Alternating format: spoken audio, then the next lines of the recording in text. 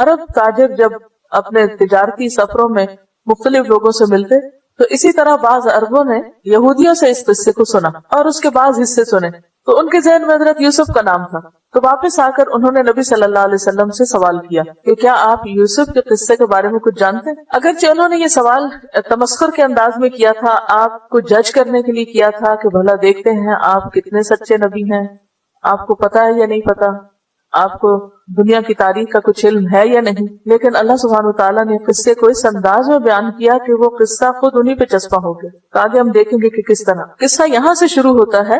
اذ قال یوسف لابیہ، جب یوسف علیہ السلام نے اپنے والد سے کہا، یعقوب علیہ السلام، یا ابتی، اے میرے ابا جان، ابتی پیار سے کہنے کا لفظ، یا ابتی ویسے تو ہوتا ہے نا یا ابی، تو یا کی بجائے تا اضافت کے لیے یا کو ہٹا دیا گیا، لاڈ سے کہہ رہے ہیں۔ انی رأیت 11 کوکبا، بے شک میں نے 11 ستارے دیکھے، احد 1 10 10 کوکب ستارے، میں نے 11 ستارے دیکھے، والشمس اور سورج، والقمر اور چاند، رأیتہم میں نے دیکھا ہے ان کو، لی ساجدین کہ وہ میرے لیے سجدہ کر رہے ہیں، میرے آگے جھکے ہوئے ہیں۔ تو یوسف علیہ السلام حضرت یعقوب کے بیٹے تھے، ان کا زمانہ 19ویں صدی قبل مسیح کا ہے، یعنی عیسیٰ علیہ السلام سے تقریباً 1800 سال پہلے آئے۔ آپ اور آپ کے والدین جب یہ قصہ شروع ہوا اس وقت فلسطین میں رہتے تھے، موجودہ فلسطین میں، کنعان کے علاقے میں۔ ان کے ایک اور بھائی تھے بنیامین، یہ دونوں بھائی ایک ماں سے تھے، جبکہ باقی بھائی دوسری ماں سے تھے۔ کل 12 بھائی تھے، یوسف،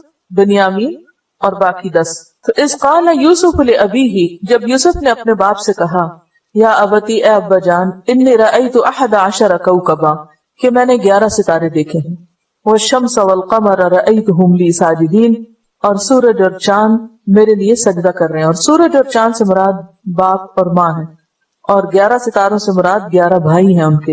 اور وہ خواب کیا دیکھتے ہیں کہ وہ میرے آگے بہت احترام سے جھکے ہوئے ہیں۔ خواب 3 طرح کے ہوتے ہیں۔ نمبر 1 دل کی بات، یعنی جو باتیں آپ کے دل میں ہوتی ہیں وہی آپ کو خواب میں نظر آ جاتی ہیں۔ نمبر 2 شیطان کا ڈراوا، شیطان جیسے جاگتے ہوئے ہمارے ذہن میں وسوسے ڈالتا رہتا ہے، اسی طرح سوتے ہوئے بھی وہ ہمیں ڈراتا ہے۔ اور نمبر 3 اللہ تعالیٰ کی طرف سے بشارت، خوشخبری۔ عام لوگوں کو تینوں طرح کے خواب آتے ہیں، لیکن پیغمبر کا خواب تیسری قسم کا ہوتا ہے بس۔ کون سا؟ اللہ کی طرف سے بشارت۔ اور یہ جو اللہ کی طرف سے بشارت ہے، اس کے بارے میں حدیث میں آتا ہے، نبی صلی اللہ علیہ وسلم نے فرمایا، الرؤیا الصالحۃ جزء من 46 جزءا من النبوہ، بخاری اور مسلم کی روایت ہے کہ سچا خواب نبوت کا 46واں حصہ ہے۔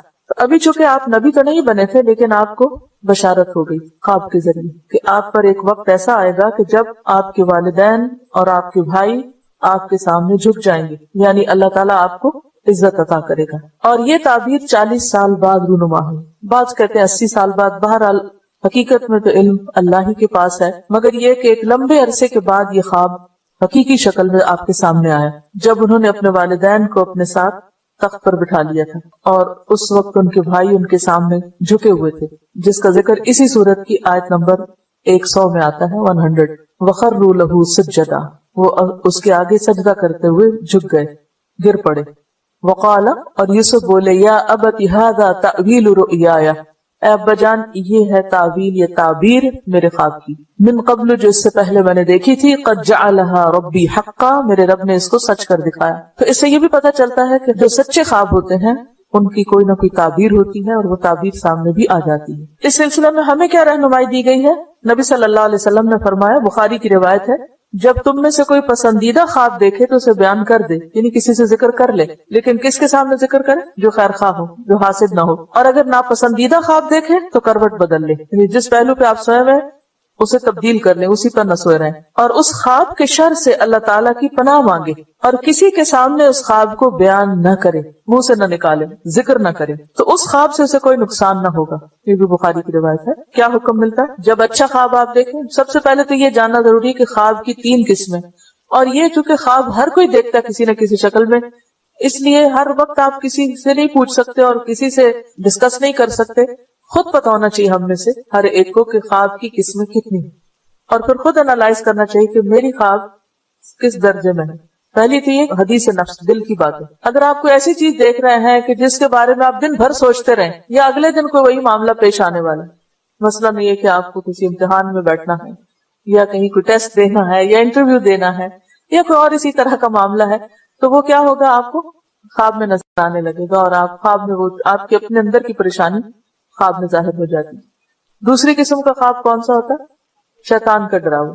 اس میں عموماً جو ڈراونے خواب ہوتے ہیں وہ شیطان کی طرف سے ہوتے ہیں جو انسان کا دشمن ہے اور انسان کو پریشان کرنا چاہتا ہے. لیکن تیسری طرح کے خواب جو ہیں جو عموماً اٹھنے پر یاد بھی رہتے ہیں, جو شیطان کا ڈراوا ہوتا ہے, ڈراونے خواب, ان کا کوئی منہ سر نہیں ہوتا, کہاں سے شروع ہوئے کہاں ختم ہوئے, کوئی ایک بیچ کا حصہ تھوڑا بہت پریشان کو یاد رہ گیا اور باقی کچھ نہیں. تو اس لیے جو تیسری قسم کا خواب ہے صرف اس پہ توجہ دینی چاہیے. اور تیسری قسم کا خواب وہ ہوتا ہے کہ جو آپ نے نہ تو سوچا ہوتا ہے کبھی اس کے بارے میں, اور پھر یہ کہ بالکل روز روشن کی طرح آپ کے سامنے ہوتا ہے, گویا آپ وہاں پر موجود تھے, اور پھر یہ کہ اس کا کوئی نہ کوئی مطلب بھی بنتا ہے. اب اگر اس کو دیکھ کر آپ کی فیلنگ اچھی ہو تو آپ کسی کو سنا سکتے ہیں اپنا خواب, جیسے کہ نبی صلی اللہ علیہ وسلم کا طریقہ تھا کہ فجر کی نماز کے بعد آپ بیٹھتے اور صحابہ کرام سے خود پوچھتے کہ اگر کسی نے کوئی خواب دیکھا تو بتائیں, اور پھر خود بھی تعبیر کرتے اور صحابہ کو بھی کہتے کہ اگر کوئی تعبیر کرنا چاہے تو کرے. یہ بھی سکھانے کا ایک طریقہ ہے, یعنی یہ بھی تعلیم کا ایک طریقہ ہے. ایک تعلیم تو وہ ہے جو کتابوں میں جو باتیں لکھی ہیں ان کو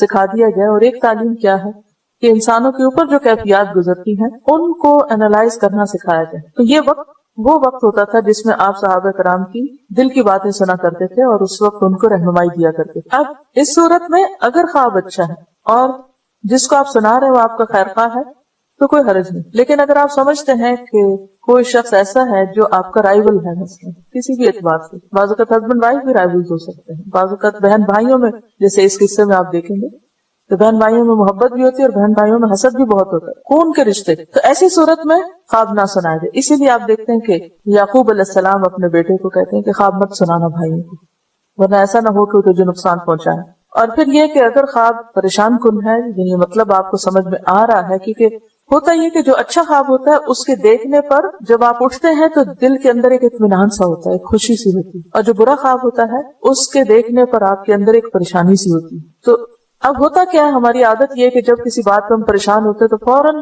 جو راستے میں نظر آئے اسے کھڑے ہو کے سنانے لگتے ہیں, اور سننے والے بھی اپنے آپ کو علامہ سمجھتے ہوتے ہیں اور مفتی اعظم, فوراً فتویٰ دے دیتے ہیں کہ اس کا یہ مطلب بنتا ہے, فوراً تعبیر کر کے سنا دیتے ہیں.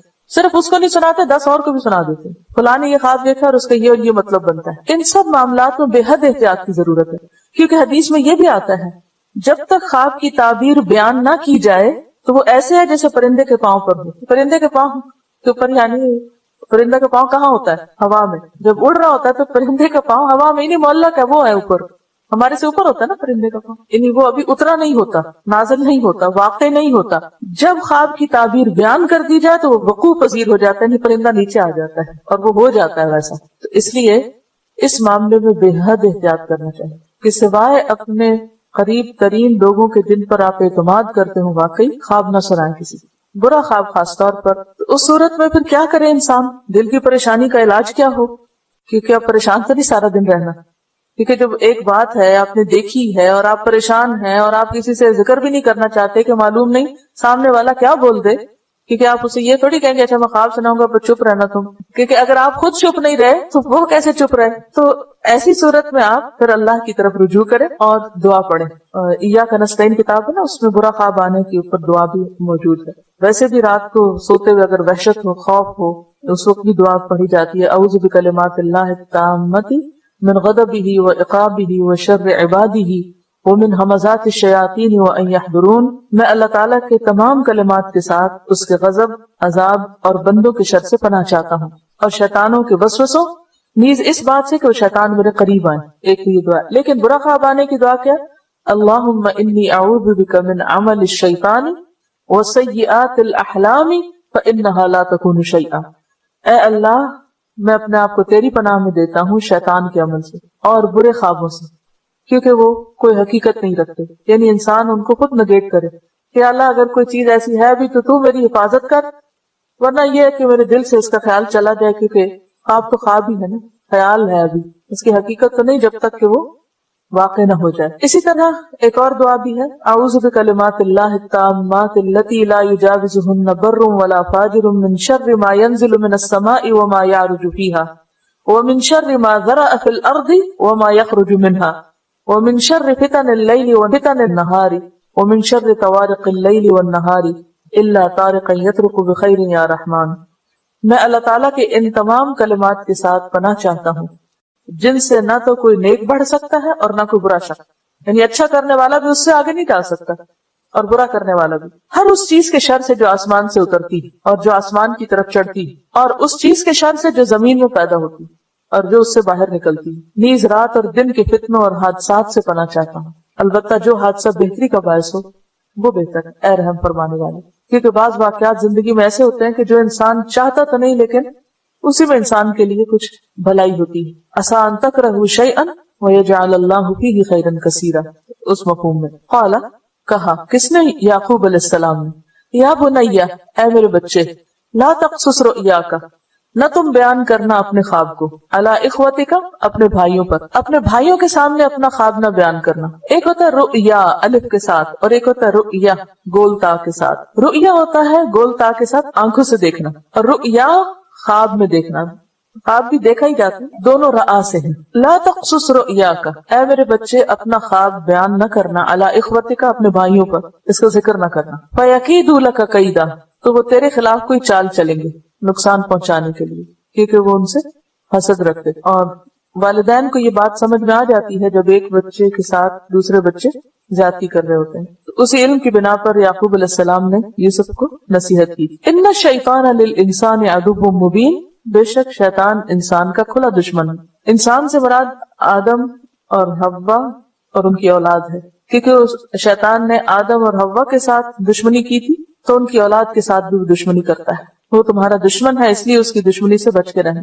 یعنی ٹھیک ہے وہ تمہارے بھائی ہیں، تمہارے ساتھ اچھے نہیں، لیکن اصل بات یہ کہ ان کے پیچھے بھی شیطان لگا ہوا ہے. اس سے یہ بات بھی پتہ چلتی ہے کہ جو حاسد ہوتا ہے خاص طور پر اس سے احتیاط برتنی چاہیے. جب یہ پتہ چل جائے کہ کوئی شخص آپ کے ساتھ جالس ہے، چاہے آپ کی جاب پر یا آپ کے گھر میں یا کہیں پر بھی، تو پھر انسان اس کے ساتھ بات کرتے ہوئے، معاملہ کرتے ہوئے محتاط رہے. اور اس میں ایک تعلیم یہ دی گئی ہے، صحیح الجامع کی ایک حدیث ہے کہ نبی صلی اللہ علیہ وسلم نے فرمایا، استعینوا علی انجاح حوائجکم بالکتمان، اپنی حاجات کی تکمیل میں خاموشی سے کام لو، یعنی چھپا کے کام کرو. کچھ منصوبے اگر بناؤ تو ان کو وقت سے پہلے اعلان نہ کرو. فإن كل ذی نعمت محسود، کیونکہ ہر صاحب نعمت حسد کیا جاتا ہے. جس شخص کو بھی کوئی نعمت ملتی ہے تو اس سے حسد ضرور ہوتا ہے. بعض لوگ اپنا حسد ظاہر کر دیتے ہیں اور بعض ظاہر نہیں کرتے. بعض لوگ آپ کے دوست بنے رہتے ہیں حالانکہ وہ آپ کے حاسد ہوتے ہیں. ان کی دشمنی نظر نہیں آتی، لیکن شیطان چونکہ دشمن ہے اس لیے کچھ نہ کچھ ان کے ذریعے نقصان پہنچاتا رہتا ہے.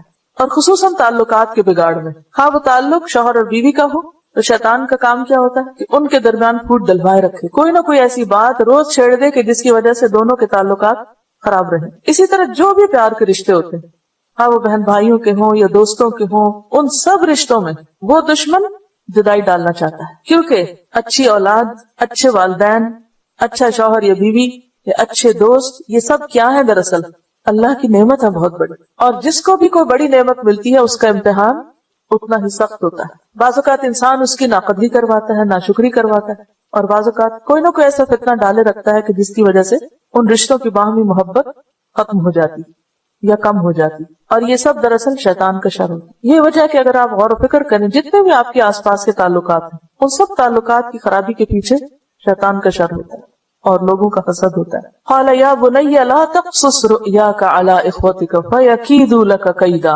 ان الشیطان للانسان عدو مبین. پھر وہ خود اس کی تعبیر کرتے ہیں. یوسف علیہ السلام کی خواب کی تعبیر کون کرتے ہیں؟ ان کے والد. وَكَذَلِكَ يَجْتَبِيكَ رَبُّكَ، اس خواب سے یہ پتہ چلتا ہے کہ تیرا رب تجھے چن لے گا، یعنی نبوت سے سرفراز کرے گا. وَيُعَلِّمُكَ مِن تَأْوِيلِ الْأَحَادِيثِ، اور تمہیں باتوں کی تعویل کا علم دے گا. تعویل کا لفظ جو ہے یہ اول سے ہے، حمزہ واو لام، اول کا لفظ بھی اسی سے. کسی چیز کا اصل کی طرف رجوع کرنا، اصل حقیقت. تعویل کس کو کہتے ہیں؟ اس کی اصل حقیقت، ٹھیک ٹھیک جو مقصود ہوتا ہے، یہ اصلی غایت، مقصد کیا اس بات کا، مراد اس سے کیا ہے. اور احادیث کا لفظ جو ہے یہ حدیث کی جمع ہے. حدیث کہتے ہیں بات کو، کہانی کو، ہر وہ کلام جو انسان تک پہنچ سکے، خواہ وہ سننے کے ذریعے یا پھر ذریعہ وحی یا خواب یا بیداری کی حالت میں، سب چیزیں احادیث ہوتی ہیں. ہر وہ کلام، کیونکہ حدیث کا معنی آپ کو سمجھنا ضروری ہے. حدیث سے مراد صرف حدیث رسول صلی اللہ علیہ وسلم ہی نہیں ہوتا، قرآن کے لیے بھی لفظ حدیث آتا ہے.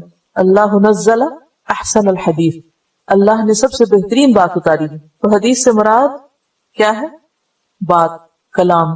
ہر وہ کلام جو انسان تک پہنچے، خواہ وہ سننے کے ذریعے، خواہ وہ وحی کے ذریعے، خواہ وہ خواب کے ذریعے، کوئی بھی ذریعہ ایسا ہو کہ جس سے ایک بات انسان کے پاس آئے، کو واقعہ، کو خبر. تو تعویل یہ ہے کہ انسان اس بات کو سن کر اس کا اصل مقصد سمجھ آئے. اب دیکھیں کہ لوگ مثلاً آپ سے کوئی آ کے ملتا ہے، آپ کو کوئی بات سناتا ہے، کسی کی کوئی بات کرتا ہے، کوئی قصہ سناتا ہے، کوئی آپ کو فون کرتا ہے، کال کرتا ہے، کوئی بات آپ سے کرتا ہے، کوئی شخص کسی اور کا قصہ آپ کو سناتا ہے یا کچھ آپ پڑھتے ہیں. اب اس میں کیا ہوتا ہے، کبھی تو آپ بات سنانے والے کا مطلوب اور مقصود جان لیتے ہیں، اور کبھی آپ کو نہیں سمجھ آتی کہ اس نے بات کیوں کہی، اپنی کم علمی کی وجہ. لیکن کچھ لوگ دوسروں کے مقابلے میں اس میں بہت اچھے ہوتے ہیں. مثلاً ایک مجلس کے اندر ایک بات کہی جاتی ہے، لیکن ہر شخص اس کو کس طرح لیتا ہے؟ اپنی عقل سمجھ کے مطابق. کچھ لوگوں کی عقل گہری ہوتی ہے، سمجھ یعنی تھورو ہوتے ہیں، وہ بات کی تہہ تک پہنچ جاتے ہیں کہ کہنے والے نے بات کہی کیوں ہے، کس مقصد سے کہی، اور یہاں اس بات کے کہنے کا کیا مطلب، اور اس وقت اس کو کہنے سے کیا مراد اور مطلوب ہے، اور اس انداز میں کیوں کہا گیا. جبکہ دوسروں کو کچھ سمجھ نہیں آتی کہ وہ سمجھتے بس چند الفاظ سے جو دہرائے گئے اور بات ختم. اور اس میں صحابہ کرام کے بیچ بہت سارے واقعات ہیں. مثلاً مختلف خوابوں یا آیات کے نزول کی وجہ سے حضرت ابوبکر کو پتہ چل گیا کہ آپ صلی اللہ علیہ وسلم کا آپ کی وفات قریب ہے، لیکن دوسرے صحابہ کو نہیں سمجھ آئی. جب یہ سورت نازل ہوئی تھی اذا جاء نصر اللہ والفتح، حضرت ابوبکر رونے لگے، حالانکہ اس میں کیا تھا، فتح کی خوشخبری. وَرَأَيْتَ النَّاسَ يَدْخُلُونَ فِي دِينِ اللَّهِ أَفْوَاجًا، واہ اتنی بڑی کامیابی، سب لوگ مسلمان ہو گئے. لیکن حضرت ابوبکر رونے لگے کہ مشن مکمل ہو گیا، جدائی کا وقت آ گیا. تو یہ کیا ہے؟ تعویل الاحادیث. یہ خاص اللہ ہی سمجھ دیتا ہے، یہ حکمت کی باتیں ہوتی ہیں. یؤتی الحکمت من یشاء، حکمت عطا کرتا ہے جس کو چاہتا ہے. ومن یؤت الحکمت فقد اوتی خیرا کثیرا، اور جس کو حکمت اور دانائی مل جائے اس کو بہت بڑی خیر مل جاتی. اور بعض اوقات آپ نے دیکھا ہوگا کہ جن لوگوں کو ایسی سمجھ ملی ہوتی ہے، اگر اس کو ڈائریکشن نہ ملے تو ان کی زندگی میزریبل بھی ہو جاتی ہے، کیونکہ وہ اوپر کی سطح سے نیچے چیزوں کو دیکھ رہے ہوتے ہیں، ظاہر سے باطن کی طرف جا رہے. تو غیب کا علم نہیں ہوتا، اسے مکس نہ کیجیے. مثلا حضرت ابو ہریرہ رضی اللہ تعالیٰ عنہ ایک دفعہ بہت شدید ان کو بھوک لگی، تو وہ کھڑے ہو گئے کہیں اور انہوں نے حضرت ابو بکر سے کچھ پوچھا، حضرت عمر سے کچھ پوچھا، لیکن کسی نے ان کی بات نہ سمجھی. تو اتنے میں حضور صلی اللہ علیہ وسلم گزرے، ان سے بھی انہوں نے وہی بات پوچھی، وہ کوئی مسئلہ پوچھ رہے تھے، تو ان کو فوراً سمجھ آ گئی. تو ان کا کہ تمہیں بھوک لگی، آؤ میرے ساتھ. اب یہ دوسروں کو کیوں نہیں سمجھ آتی؟ جو کچھ لوگوں کو سمجھ آ جاتی ہے کہ دوسرا کیا چاہ رہا ہے. انٹرسٹ کی بات بھی ہوتی ہے، کچھ لوگوں میں انٹرسٹ زیادہ ہوتا ہے، کچھ کو نہیں ہوتا. کچھ لوگ انسانوں کے زیادہ خیر خواہ ہوتے ہیں، تو ان کی اس خوبی کی وجہ سے ان کو اور زیادہ حکمت عطا کر دیتا ہے. تو جس کے اندر اخلاص ہوتا ہے، سنسیئرٹی ہوتی ہے، تڑپ ہوتی ہے لوگوں کے لیے، کچھ کرنے کا جذبہ ہوتا ہے، اللہ تعالیٰ ان کو یہ دولت عطا کر دیتے. ان کے 11 بھائیوں کے پاس وہ نہیں تھا جو یوسف علیہ السلام کے اندر تھا، حالانکہ ایک باپ کی اولاد تھے وہ سب. تو یہ اللہ کی دین ہے، جسے چاہے دے. یہاں پر یہی کہا گیا وَيُعَلِّمُكَ مِن تَأْوِيلِ الْأَحَادِيثِ، یہ صرف خوابوں کی تعبیر کا علم نہیں ہے. حدیث کی وضاحت اسی لیے میں نے کی کہ ہر وہ کلام جو انسان تک پہنچے، ہر وہ بات جو آپ تک پہنچے، وہ احادیث ہوتی ہیں. اور تعویل کیا؟ اس بات کی تہ تک پہنچنا کہ کہنے والے نے کس مقصد سے کہی ہے، کس چیز کی طرف اشارہ ہے. تو جب انسان علم حاصل کرتا ہے، اللہ سے تعلق رکھتا ہے، اس کے اندر اخلاص ہوتی ہے، سنسیئرٹی ہوتی ہے، تو اس کے اندر ایک روشنی آتی ہے. اس روشنی میں وہ بہت کچھ دیکھتا ہے. ہم نے دیکھا ہوگا کہ بعض اوقات آپ کسی شخص سے بات کرتے تو یوں محسوس ہوتا ہے جیسے وہ آپ کی بات سمجھ رہا ہے، اور کچھ لوگوں سے آپ سر پھوڑ بیٹھے، وہ نہیں سمجھتے کہ آپ کیا کہنا چاہ رہے ہیں. وہ اس کو کچھ اور ہی رنگ دیتے جائیں گے، کسی اور ہی طرف لے جاتے جائیں گے. حالانکہ بعضوں کا تو بہت بڑی بڑی ڈگریاں بھی رکھتے ہیں، پھر بھی نہیں سمجھ ہوتی. بس وہ اس اپنے مخصوص فیلڈ میں تو بہت کچھ جانتے ہیں، اس کے علاوہ کچھ نہیں جانتے. تو یہ دراصل اللہ کی دین ہوتی ہے، اللہ کی عطا ہوتی ہے. تو اسی لیے وہ فرماتے ہیں وَيُعَلِّمُكَ مِن تَأْوِيلِ الْأَحَادِيثِ، وہ تجھے سکھائے گا باتوں کی تہ تک پہنچنا.